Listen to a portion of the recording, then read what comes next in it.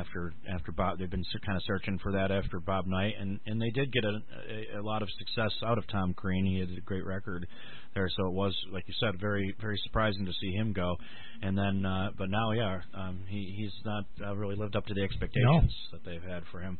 I was expecting a lot more of him too, to be honest with you. I was expecting Final Fours.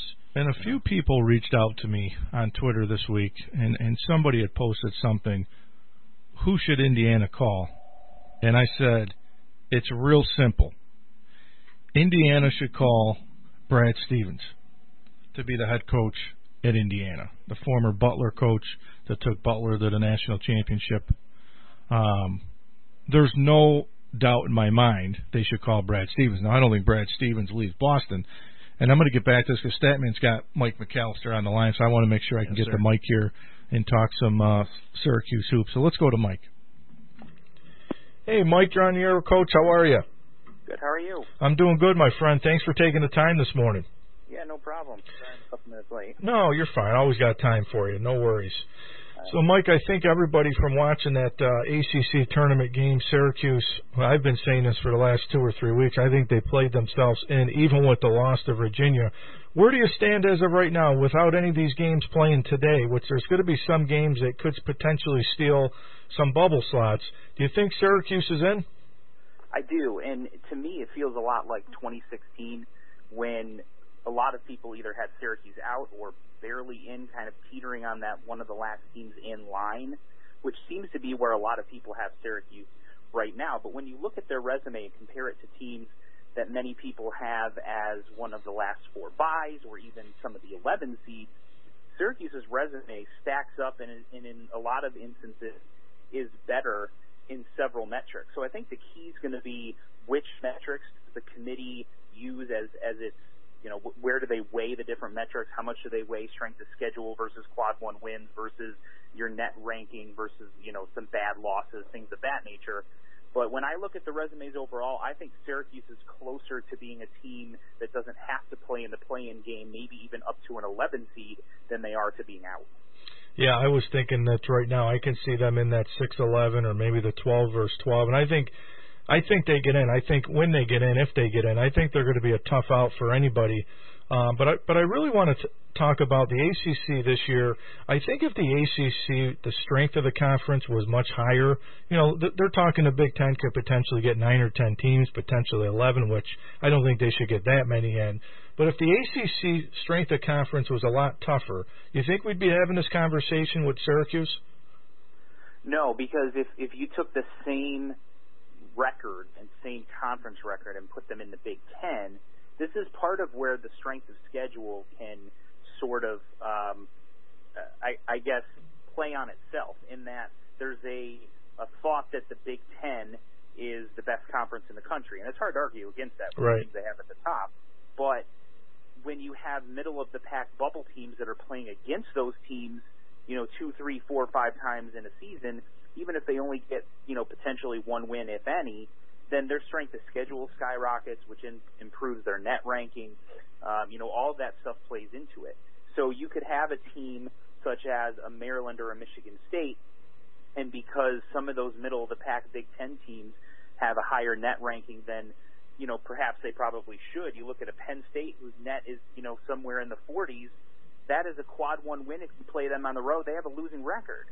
So you take into account that beating Penn State on the road, a team with a losing record, is a quad 1 win, but beating a team like North Carolina or Clemson at home is a quad 2 win. It's part of the issue with the quad system. It's part of why sometimes a conference can have some middle-of-the-pack to lower-end teams that have inflated nets and strength of schedules and those types of things because of the overall strength of the conference. But I think the ACC is better in terms of its depth when you look at teams like 3 through 12 than in a lot of years, but they don't have that 1 or 2 teams at the top that are vying for 1 seed in the NCAA tournament, and that has hurt the perception of the conference overall. Yeah, I can't agree with you any more than that, Mike. And on a side note, too, Buddy Boeheim the last 7 games has been sensational for Syracuse. He's looked like a different player. And, many could say that the COVID issue earlier in the year for him, he he might not officially recovered as quickly as people would have thought. What's been different about Buddy down the stretch? He was sensational in this tournament. It's simply making shots. He's pretty much gotten the same shots the entire time, and I do think that COVID factor played a large role in why he wasn't making shots. Because one of the things that he's always been good at through his first 2 seasons at Syracuse is if you give him an open look, he makes a very high percentage of those shots, and he was missing a high percentage of those shots earlier in the season. At one point, he was at 27% from three-point range. That is well below what you expect from a shooter of the caliber of Buddy Boeheim, and yet opposing teams were still guarding him as if he was shooting 45+% from three. And then over the last 7-8 games, he shot right around 50% from the outside. That tells you, I think, that COVID factor was a big reason why he was missing a lot of those shots. He figured it out, he got over it, and then he played, as you said, sensational over the last 7-8 games. He played like an All-American at Greensboro, especially against that Virginia defense, as physical as they are, to have the success he did. So, it's good that he was able to get through that and power through it and remain confident in his shot and his abilities. I think that's the biggest reason why he's turned things around, is he started making shots. And then the more he makes it, the more defenses continue to concentrate on him. And he's been, in the last couple of games, able to find his teammates, averaging about 3 assists the last few games as well. So that's hopeful for next season and hopeful for Syracuse in terms of an NCAA tournament. And, Mike, I was talking earlier on the show, Robert Braswell, too. I thought, the physicality against Virginia, I thought he played really well in that ACC tournament as well. I thought he was really active in the 2-3 zone. And, when you look up and down the Syracuse roster, Braswell's a sophomore, Girard's a sophomore, Griffin's a junior, Guerrier's a sophomore, Kadari Richmond's a freshman, Buddy's going to be back another year. This team's got a core group of guys that I think have played much better down the stretch, and Braswell's one of them. Absolutely. I've said all season that I thought if Barama Sidibe doesn't get hurt, that's a top 25 team, and I stick by that. It's still their biggest weakness is not having a center. We know Jesse Edwards has played better down the stretch as well, but he's only going to play in certain matchups depending on what the other team presents. But Robert Braswell stepping up when Alan Griffin has struggled, especially on the defensive end, has been huge for Syracuse. We don't know what a lot of these guys are going to do in the off season. There always seems to be 1 or 2 guys that leave unexpectedly, but it's very encouraging about what this team could be next year. They've got a 5-star elite recruit in Benny Williams coming in, who's going to add to that front court, and he adds some dynamic scoring ability as well. And then, as you mentioned, continued off-season improvement from all of these guys that have seemed to gel together. They clearly like playing with each other. And then you've got the Hall of Fame coach still there. So there's hope going forward that Syracuse is starting to get out of the on-the-bubble every year funk. And, Mike, how about Joe Girard? Because I think Girard's been up and down. And it seems like when he plays off the ball, his numbers are much different than when he's at the point. Many think he's not a true point guard. But what do you consider and figure into the inconsistencies this year of Joe Girard? I mean, he's a shooter, so you got to keep shooting. But he's been so up and down. He has, and that's been an area of contention for Syracuse fans who have wanted to see more Kadari Richmond. And to Boeheim's credit, the last half of the season, when Girard has struggled, he has not been shy about playing Kadari Richmond a lot of minutes. Now, it took part of the year to get there, but he's clearly shown that if Girard is having an off game, he's more than willing to throw Kadari Richmond out there. Now, Kadari's still dealing with a little bit of an injury from the game against North Carolina, but for going into the future, I think there's a role for both of those players on this team. The comments when Joe Girard would have a bad game that he's not a Division I player, he's a D2, D3 type of player, etc., that's a little over the top for me. I think that he is a guy who can be your sixth guy, first guy off the bench, back up both guard spots, can be a scoring spark for you off the bench, improve his defense so he's at least competent there. That's his biggest area of weakness for me is defensively. But again, just like Buddy Boeheim, I think he had an issue he had COVID at one point during the season, and I think it took him a while to get over that. He's looked much more energetic the last 2 or 3 games, I'd say, than he did for large stretches earlier in the season, and I think that that factor played a large role in why he was so up and down. And Mike, Coach had mentioned about how we seem to see every year that there's a Syracuse guy that might leave early.